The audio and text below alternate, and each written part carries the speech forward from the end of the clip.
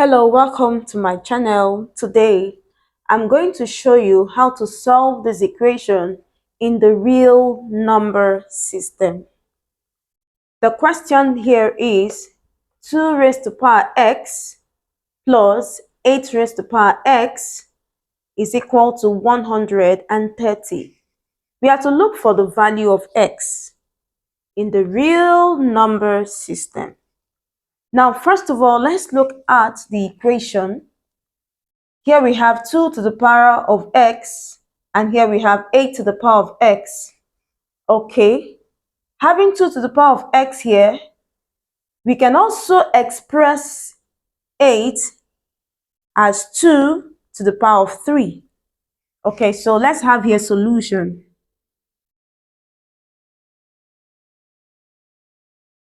So here we are going to have 2 to the power of x plus 8 is 2 to the power of 3 raised to the power x, and this is equal to 130. So now we are allowed to switch this exponent. Okay, we can switch this exponent. So here we have 2 to the power of x plus 2 to the power of x to the power of 3. And this is equal to 130. Now, the next thing we are going to do to make the equation easy for us to solve, we have to use substitution method at this point. Now, let's choose a variable, any variable, maybe x, y, z, whatever. Okay, let's just go with y. So let y be equal to 2 to the power of x. So wherever we have 2 to the power of x, we are going to substitute y. All right, so I'm going to rewrite this equation. So now we are going to have y plus y to the power of 3, and this is equal to 130. Now, this is a cubic equation because the highest power here is power 3. Now, we need to look for a number. We need to guess the first root. We need to look for a number such that if we express that number as a base to the power of 1 and we sum it up with the same number, the base of the number to the power of 3, we are going to have 130. So let's start by guessing. So 1 will be too small to give us 130. So let's start with 2. 2 to the power of 1 plus 2 to the power of 3 is equal to 2 to the power of 1 is 2. 2 to the power of 3 is 8. So 8 plus 2 is 10. So this cannot give us 130. Okay, let's try 3. 3 to the power of 1 plus 3 to the power of 3. 3 to the power of 3 is 27. 27 plus 3 is 30. So this will not work. Okay, so let's try 4. 4 to the power of 1 plus 4 to the power of 3. What will this be? 4 to the power of 1 is 4. 4 to the power of 3 is 64. So 64 plus 4 is 68. So 4 cannot be the number. So let's try 5. 5 to the power of 1 plus 5 to the power of 3. 5 to the power of 3 is 5 times 5 times 5, which is 125. 125 plus 5 is 130. So we have found the number. We're working with this. So before we proceed, let me rearrange the equation by bringing the term with the highest power first. Okay, I'm also going to bring my 130 into this part of the equation so that everything can be equal to 0. So here I'm going to have y raised to power 3 plus y. This is y raised to power 1, so we don't need to write the 1.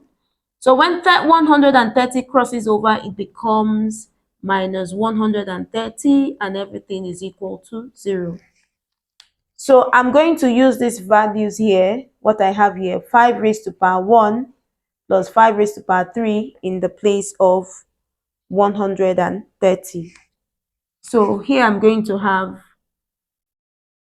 5y raised to power 3 plus y minus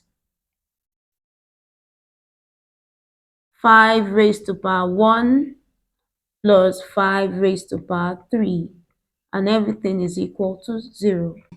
Now I'm going to use my minus sign to multiply through. So I'm going to have y raised to power 3 plus y minus 5 minus times plus 5 raised to power 3 is minus 5 raised to power 3, and everything is equal to 0. So at this point, we can collect like terms. So here we are going to have y raised to the power of 3 minus 5 raised to the power of 3 plus y minus 5, and everything is equal to 0. Now let's look at this part. This is an algebraic identity. This is difference of 2 cubes. So note that for every a cube minus b cube is equal to a minus b multiplied by a square minus plus ab plus b square. So we are going to express this part of the equation following this format. Okay, so for this part, you're going to have y minus 5 is into y squared plus 5 times y is 5y plus 5 squared plus y minus 5, and everything is equal to 0. From here, we have y minus 5 into y squared plus 5y plus 5 squared plus y minus 5, and everything is equal to 0. Now, if you look at this part of the equation and this part, there is something in common. Y minus 5 is common here and here, so we have to factor it out. So now we are going to have y minus 5 into, so if you divide this part by this, you're going to have y squared plus 5y plus 25. 5 squared is 25. Okay, then plus, if you divide this by this, you're going to have 1, and everything is equal to 0. So let's open up this bracket. So here we're going to have y minus 5, okay, into, we have your y squared plus 5y plus 25 plus 1 is 26, and everything is equal to 0.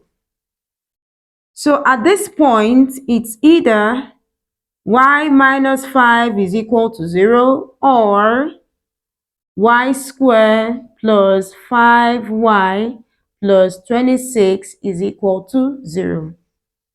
So here, y is equal to plus 5,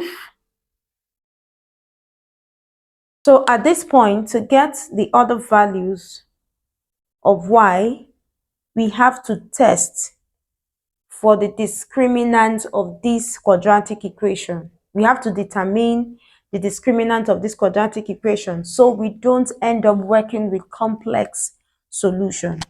So for discriminant, we have discriminant is equal to b squared minus 4ac. If the discriminant is equal or greater than 0, then we are going to accept the solution. But if we have discriminant is equal to b squared minus 4ac is less than 0, we are going to reject the solution. Okay? If it is less than 0, it means it's a complex solution, and we don't want to work with complex solutions. So in this case, our A is the coefficient of y squared, which is 1. B is the coefficient of y, which is 5. And our C is our constant, which is 26. So let's check. So for discriminant, we are going to have b squared, that's 5 squared, okay, minus 4ac, 4 times 1 times 26. So 5 squared is 25, minus 4 times 1 is 4. 4 times 26 is 104. 25 minus 104 is minus 79. And this is less than 0. So we are going to reject this solution. Now, the only solution that we are going to work with is y equals to 5. So this is the real solution. But remember that we are not looking for the value of y, we are looking for the value of x. Recall that our y is equal to 2 raised to power x. So we have y to be 5, and 5 is equal to 2 raised to power x. Now what we are looking for is the value of x. So at this point, we have to take log of both sides. So let's take log, let's work with log 2. So let's say log base 2 of 2 raised to power x is equal to log base 2 of 5. So I introduce log base 2 on this side and log base 2 on this side. And from the law of logarithm, when we have an exponent in a log, we are allowed to use it to multiply.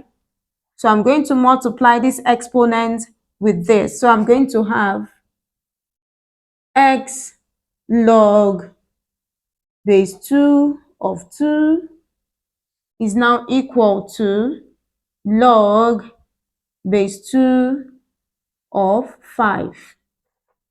So let's finish it up over here.